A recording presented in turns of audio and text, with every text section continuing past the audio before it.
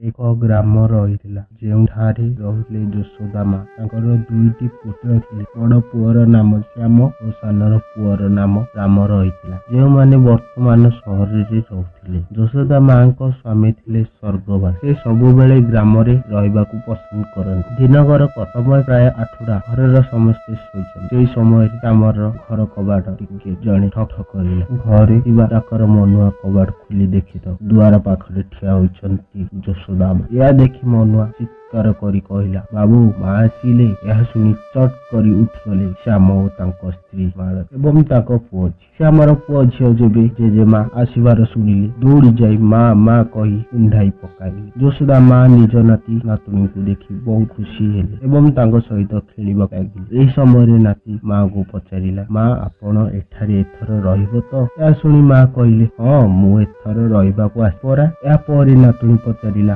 ମା, ଆଉ ଆପଣ ଏଥର ମିଲର ବିଲ୍ ମାଗିବନି ତ? ଏହା ଶୁଣି ମା ଟିକେ ଧୀର କଣ୍ଠରେ କହିବାକୁ ଲାଗିଲେ, ନା, ମୁଁ ମାଗିବି କାହିଁକି? କାରଣ ମୁଁ ଏଥର କୁକୁର ହେବାକୁ ଆସିଛି ପରା। କାରଣ ମାଙ୍କ ଧାରଣା ଥିଲା ଯେ ସଂସାରରେ ଧାରୁଆ ହୋଇ ଯିଏ ବଞ୍ଚେ, ତାର ଜନ୍ମରେ ତା ପାଖରେ କୁକୁର ହୋଇ ଜନ୍ମ ହୁଏ। ତେଣୁ ମା ସେବୁଠୁ ନିଜ ପୁଅଠାରୁ ମଧ୍ୟ ମାଗଣାରେ ଖାଦ୍ୟ ଗ୍ରହଣ କରନ୍ତି।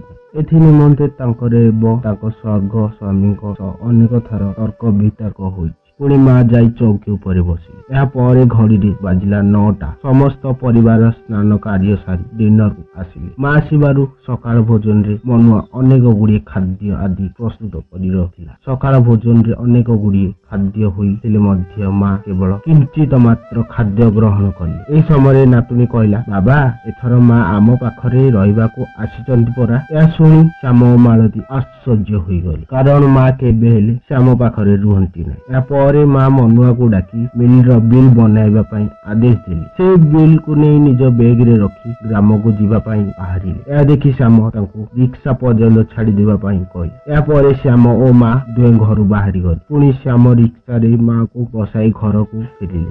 ଘରେ ବସିବାର ଠିକ୍ 15 ମିନିଟ୍ ପରେ ଗ୍ରାମରୁ ଫୋନ ଆସିଲା ଯେ ଯଶୋଦା ମା ଆଉ ଦୁନିଆରେ ନାହାନ୍ତି। ସେ ସକାଳ 6ଟାରୁ ସ୍ୱର୍ଗବାସ ହୋଇଗଲେଣି। ଏହା ଶୁଣି ଶ୍ୟାମ ଓ ମାଳତୀ ଆଶ୍ଚର୍ଯ୍ୟ ହୋଇ ଦୁହେଁ ମୁହଁକୁ ଚାହିଁ ରହିଲେ। କଣ ସତରେ ମା ଆସିଥିଲେ?